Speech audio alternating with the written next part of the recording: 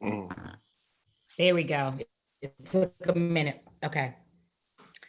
All right, we're preparing.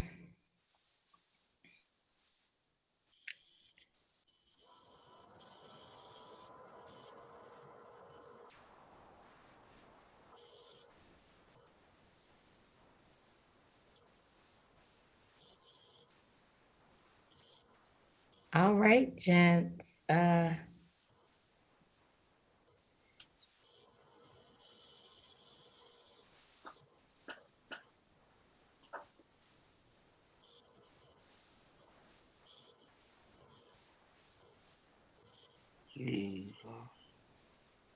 Oh, I see live on YouTube. Call All Carmellita. right. Oh, guys, just give me just a second.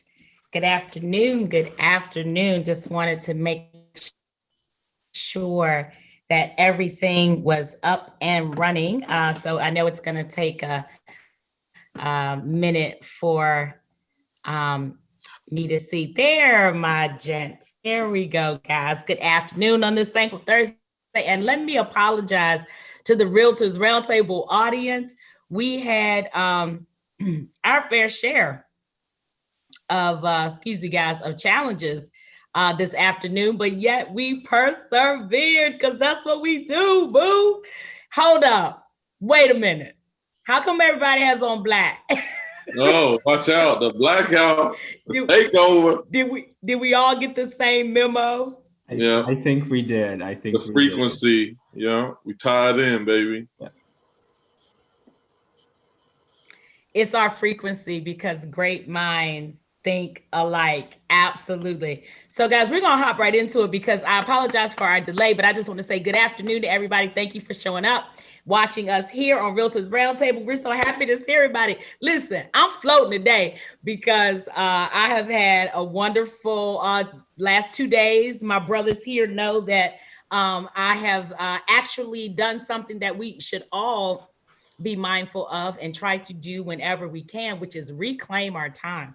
And so I have reclaimed a huge chunk of my time. I had my own Liberation Day yesterday, and I'm excited about it on this thankful Thursday. You know, I got my note cards.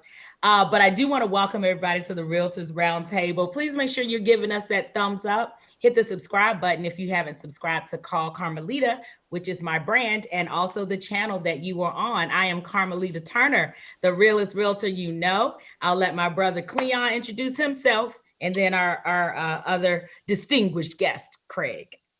Hello, everyone. Again, it's Cleon Smith, Realtor, Sampson Properties here in Northern Virginia. Nice to be on today. All right. My name is Craig Gilbeaux Jr. with Sampson Properties. Focused in on the investment side, trying to get people to understand the game, specifically when it comes to short sales and pre-foreclosure. Absolutely. And hey, guys, can I ask you something? Are you guys hearing me okay? And everybody in the audience, can you let us know and make sure that you're hearing us okay? Yeah, I can Need to hear do you. that sound check. Absolutely, we can hear you. Cleon, how about you? Yes, I can hear you. Okay, very good. Okay, very good. All right, so here on Realtors Roundtable, you know this is where we are every Thursday at 4:30-ish ISH to discuss and deliberate facts that impact your real lives. Guys, I have the best. I'm such of a stalker, right? I think we all know that, okay? So remember I told you the whole reason I wanted to do Realtors Roundtable was because I loved the show Reporters Roundtable. And I could never remember all the names of the people that were on Reporters Roundtable. Guess what? What was that? I actually attended a virtual event with the other woman that I was talking about from Reporters Roundtable, Denise Rolark Barnes. How dare I forget her name? She's with the Washington Informer. And she was one of the originals from the Reporters Roundtable. She was doing an event that I attended for Sankofa Bookstore. So if you are listening to this broadcast. Oh, thank you, Mom Gloria. Thank you for letting me know you can hear us okay. If you're watching this broadcast, make sure that you support Sankofa DC. You can find them on Facebook, Instagram. You can, of course, search them on the website. They are a well-established staple in the city of Washington, D.C. as far as bookstores. And so Denise Rolock Barnes was interviewing an author by the name of Nkechi Tafia. She wrote a book, Black Power, Black Lawyer, which of course I just ordered. So write that book down. Make sure that you support Black authors and Black bookstores. So I was so excited when I found her. I couldn't wait to tell you guys. Oh man, that's awesome. And that book was what? Things work out that way. Things just work out that way. Okay. So we're going to hop right into it because, again, we were a little delayed today. So let me start with my current events. I have a funny one, and then we'll go from the funny to the facts. How about that? And I got, even with the funny, there's something factual. Okay. The internet is undefeated. Yes, Craig, we can hear you. Okay, got you. Yeah. You good? Yeah, I was making sure that y'all could hear me.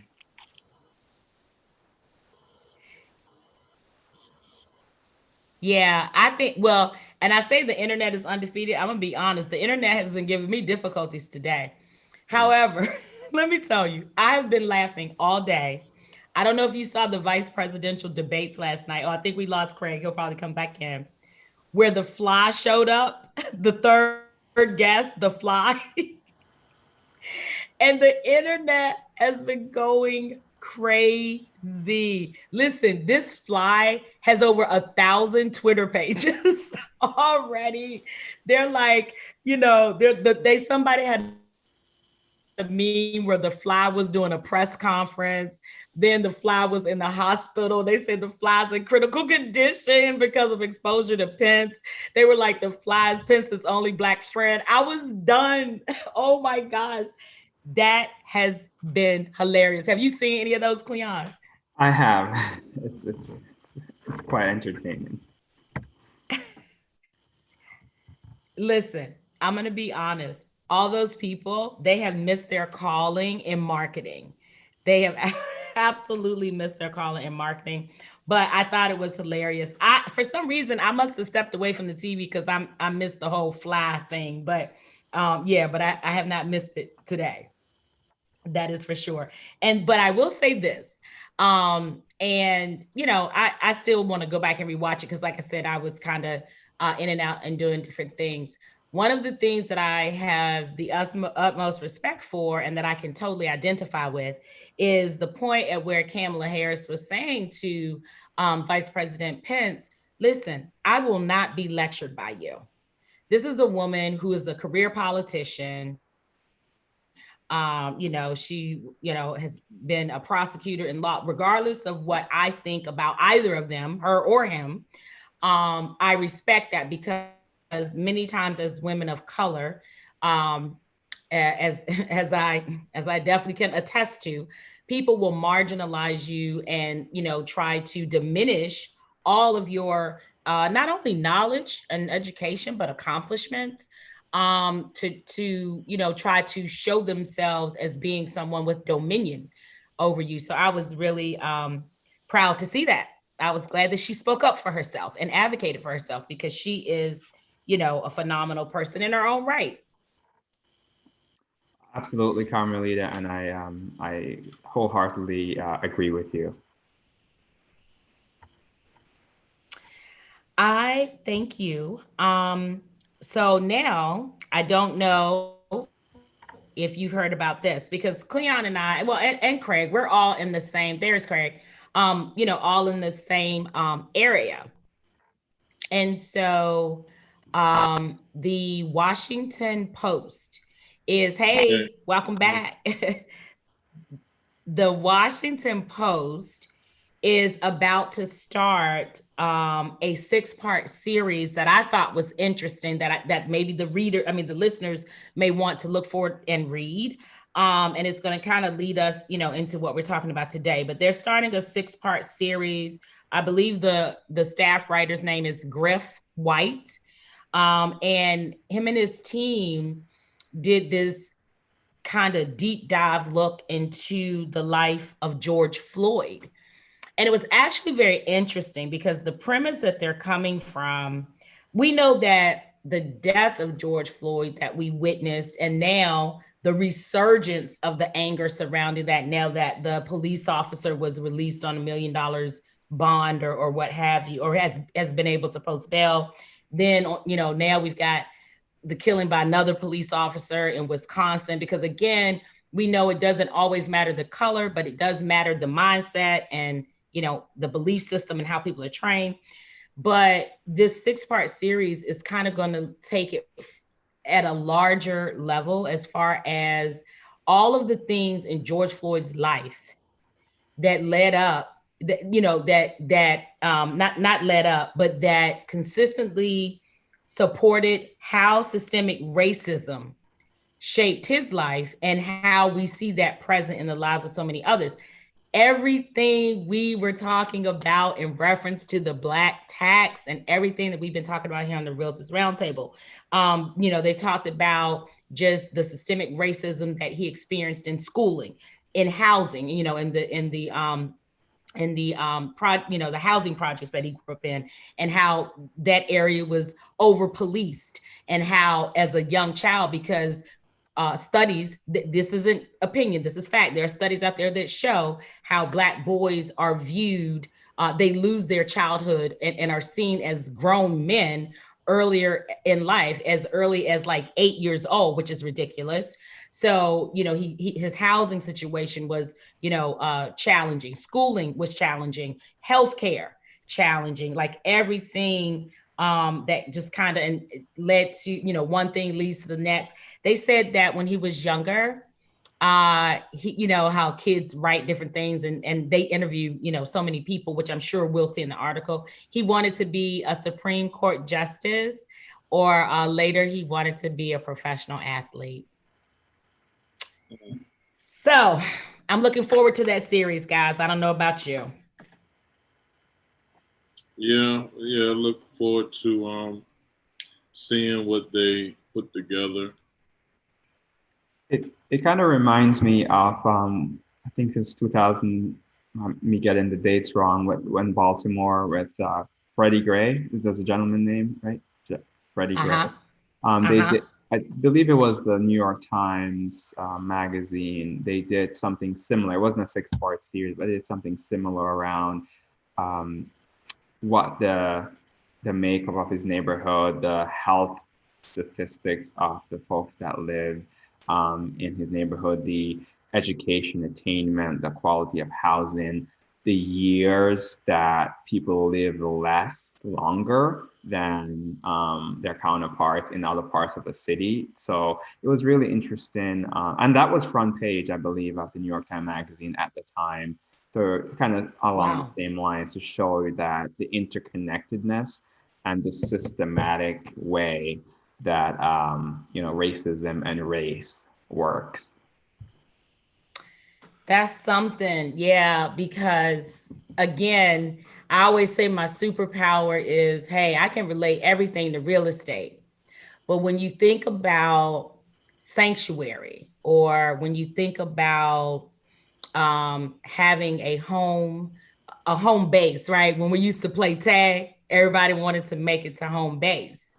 And so when you think about everything that provides for a family and for children, it provides stability, security, the ability to know you have a home base, the ability to take root somewhere and impact your community around you, and all of those things. So when we talk about the importance of owning doors, it's because we know it's so much bigger than the actual, dirt. We know it is the number one asset. It is the number one wealth builder for families. And so that's why we know it's so important. And we also know that the impact of being systemically placed in jeopardy or systemically discriminated against, that would prevent you from participating in that. But that's interesting. New York Times front page. Wow, yeah, I'm gonna have to go back and look for that. Craig, you always have great articles for us to go back and find. I love that. So I'll have to find that and share a link. Yeah, that was Cleon. He referenced that. Can y'all hear me, or you can't hear me? We can hear you, Craig. Yeah, I don't know why it seems like it's a lag on my part, but go ahead. There is for me. I think Cleon is the only one with the clear channel. He's a translator. Yeah, I know. It's because, listen, let me tell you all out there in the YouTube audience, it's because low-key gang the Cleon is like the star of the show, yo. Like everybody loves Cleon. I'm like, we do too. We love Cleon too. Thank you for the support. So that's why he's the only one with the clear channel. We're gonna do the best we can, audience, but he's the only one with the clear channel. Go ahead, Craig. I'm sorry. No, I was saying that Cleon had brought up the article. He stays with a good article. He does. He absolutely does. So Carmellita, just to continue with the conversation we were having about owning more doors, I believe we were talking on a private channel this week, talking about some of the stumbling blocks or things in the way to achieve that home ownership. And we know this, right? But it's always encouraging to hear leadership within our professional organizations like the National Association of Realtors or our local association talk about these things. And one of the gentlemen was holding a session about the future of housing post the pandemic. And he said one of the biggest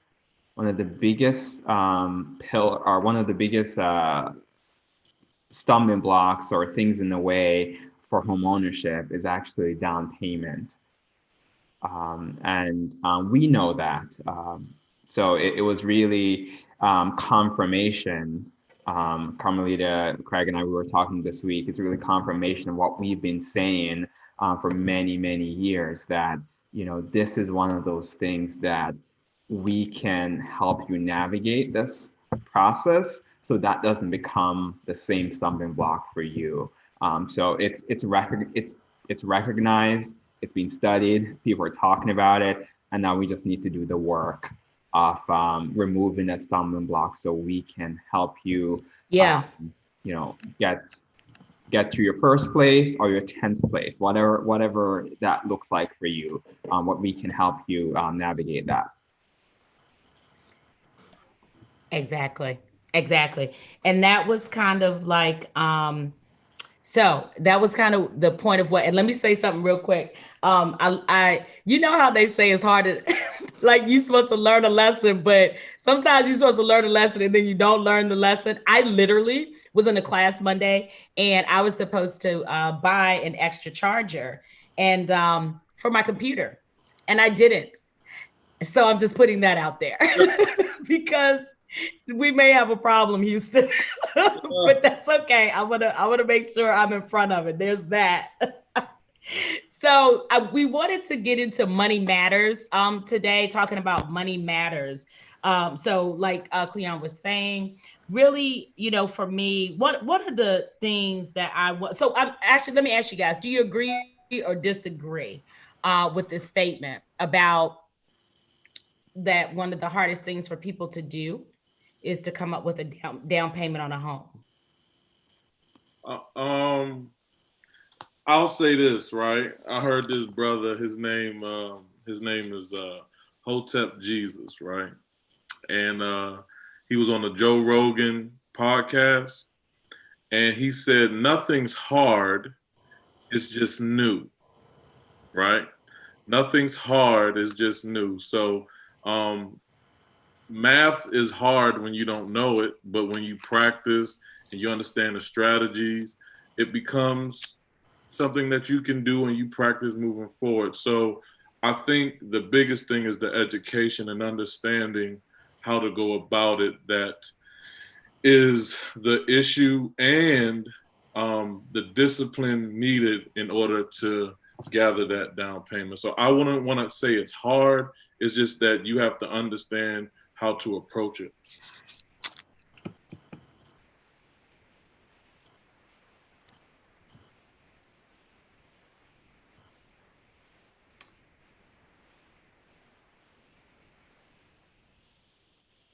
Hello?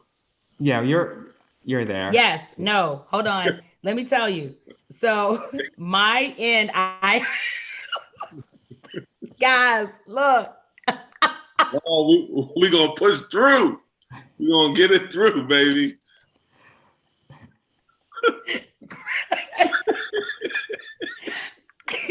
This is hilarious. You because I'm like, only yo, live wait, once, what? and life is I'm short, and hearing you every only live other once, word, so so you I'm might as trying well to enjoy jump it. in on the other side. Did you hear me? I'm cracking myself up. Like real talk, I'm cracking myself up. So let me see if it'll let me come in. Will it let me come in? Knock, knock. Let's see. Now there's two of you. Lord, help me.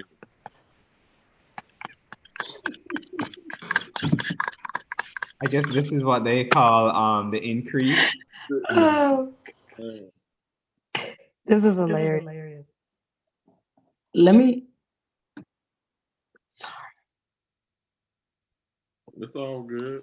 So I guess Craig and I will keep talking while Carmellita has listen. her technology. You know how when you gotta leave church, it's like, hold up. Yeah.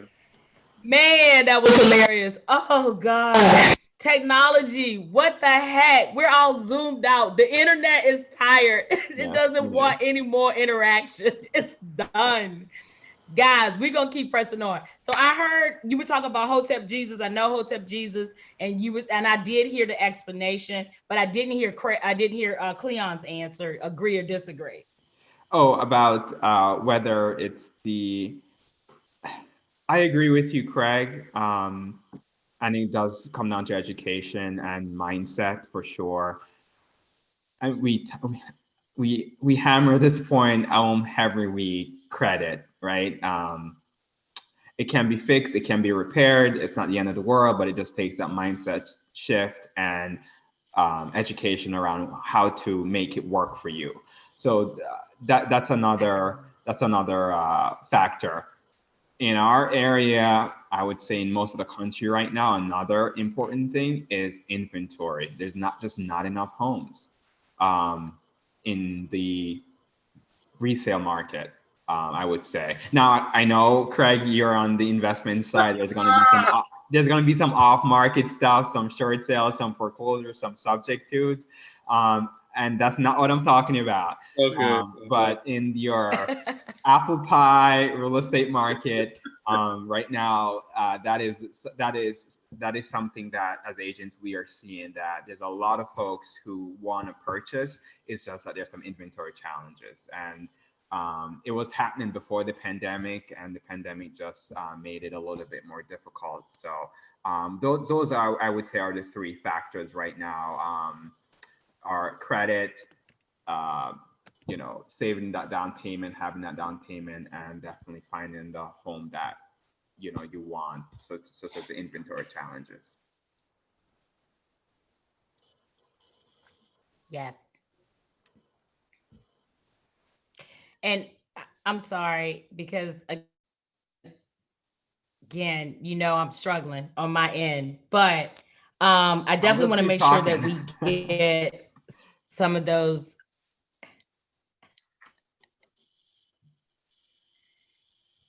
Can you hear me okay? Yeah. Yeah, I hear you. Fine. Okay. So I want to make sure that we get, because well, I tend to say I disagree. Let me say that with that statement is so because like you were saying, Cleon, we know that there are strategies to eradicate that, to not let that be an issue. One of the things that I thought was important is that we should always remember we can live below our means. We don't need to be living at the top of our budget. We don't have to do that. It's okay to look at things that you could cut back on. Make sure that your computer backup cord is not one of them, but there are there are things you can cut back on, right? You don't need the biggest cable package or you don't need the most expensive phone thing. So I'm just saying, and I'm not saying we're not advocating that you deny yourself anything, but we are saying it's okay to live below your means, because especially when you have goals. And one of the other suggestions that I wanted to bring to the table is don't underestimate, like, gifts from family or starting your own side business. Any other solutions that we can offer for folks to take away, just in case we go away with no explanation? Right. Well, I'll say this. You know, if you really want something, you're gonna figure out a way to get it done. And a lot of times I see people become house broke, kind of going to what you were saying, trying to keep up with the Joneses, looking at everybody else. And I think when you do a self-analysis of your situation, you need to mind your business and focus on you and your family and your pocketbook. We going out here, just because you can buy it don't mean you can afford it. And that's okay. But it is not okay when it becomes not okay when you start comparing yourself to your friends, family, and stuff like that. So that's just a deeper conversation. So we've said this in many other podcasts that, you gotta do some self-evaluation on what you really want to do, and talk to that man in the mirror. Because if you say you're gonna get the down payment, it's gonna happen.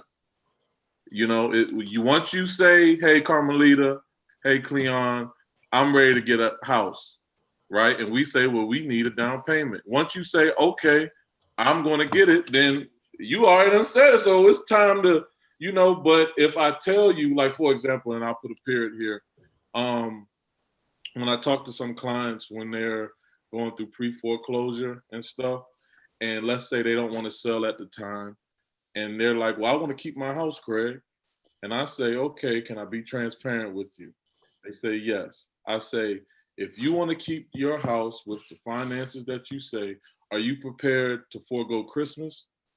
Are you prepared to go from a two-house car, two-car house to a one-car?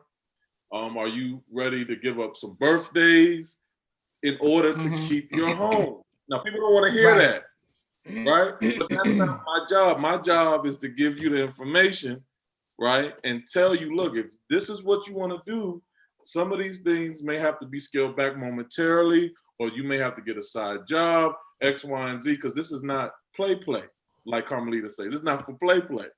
This is serious. So if you want the down payment, $10,000, $20,000, let's get it done. Because I'm not here to be your yes man. I'm here to be your friend. And I'll be quiet with that.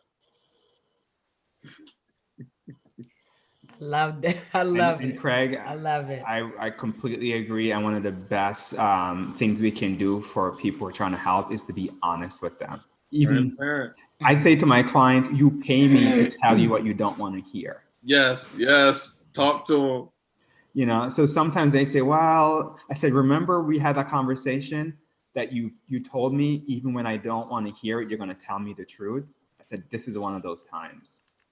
And we're in the helping people business, but we really need to be honest with them. Said, listen, you told me 6 months ago that you will be this place on your savings plan, and you're not there yet. Why? What happened? What are you going to change now to get you there in the next 3 months, whatever time frame you're on there? But that we do a disservice when we are not honest with the people we're trying to help. Yeah. I'll take your line, Craig. I'll put a period there. I'll put a period right there, right? I try to tell people I try to tell. All right. Well, look, we might be putting a period everywhere in a minute, but I don't know what's going on with my cord. But listen, and so I know I'm just y'all look, it's liberation. I'm just like so free but yeah, I gotta get a backup cord. So note to self. However, I did hear a great deal of that, and I agree. I also know that, yes, we do our clients a disservice when we can't be honest. But again, I'm the realest realtor. Everybody on this platform, as we've always said, all we can bring you are the facts. And so it is our good pleasure to do that lovingly and firmly, because it's only the facts that'll help you. I don't know if one of you mentioned that tells you what is looking like on my end about even, down payment assistance programs. But again, that's why you connect with one of the people that you see on this screen, because we can guide you to those things. I know that you see billboards. I know that everybody's like, hey, get a house for 0 down. That's never accurate. Okay. You're going to always need to have some skin in the game. And you will want to have That's skin in the game. going to always be the case. And again, we would do you a disservice if we did not make that clear. But I wanted to really talk about money matters because, again, and I don't know if Cleon shared the quote from the gentleman, that he said that is the number one biggest obstacle. But he was also talking about the fact other, ways to combat that, and also other indicators that kind of play into where everyone is right now. Their anxieties with the CARES Act on the table, off the table, maybe being extended, maybe not being extended, because right now people are worried about their family's health. They're worried about their own well-being and mental well-being. And then, worried about being able to sustain themselves financially. Did you guys know what that acronym stood for? CARES. Oh, man. The COVID aid, relief, and something. Did you all ever know that? I don't know that I knew the whole name. So that's what it stands for anyway. Okay. But yeah, so I never knew. But yeah, so even with all of that, being the case, it's not insurmountable, as we always say. There are always possibilities and a pathway to owning your first home and to owning more doors. Our message always is, make sure you are doing what's necessary to begin building your wealth foundation. For those of you that listened to the Realest Realtor podcast yesterday, you will know that what I clearly delineated were our pillars, our 5 pillars that we stand on. And the pillar that we bring every Thursday on this platform is the education pillar. So yes, money matters. Is that something to discuss? It is, but it's not a challenge. We've given you several ways to make sure that you can secure what's necessary. I don't care if there's student loan debt on the table. I don't care what it is, as long as you are taking some of those steps to secure that pocket of money. Once that down payment is in your possession, again, as so many of my colleagues will say, that is one of the biggest hurdles. Once that hurdle has been addressed, everything else becomes very and can I just quickly say, I'm sorry, go ahead. Can I just quickly say on the down payment front, a lot of media and a lot of websites you look at will say you need to have 20% down. I rarely, and talk about the agents, I'll do a study, rarely come across folks who have that kind of money saved up. The reality of it is, and money's so cheap right now, you actually will be financially doing something you probably not wise if you have 20% to put down and put it all in the house. You're basically putting all your eggs in one basket. So I would say you need to have something to put down. I would not be so focused on having that 20% down. You can qualify for a lot of programs for having less down. So don't let the 20% figure scare you from attempting to go down this road, because again, you don't need that. Great when you have that. There's some, pros and cons of having that 20% down. In most cases, that 20% down is not needed. Okay, I just want to make sure I emphasize that point. That is true.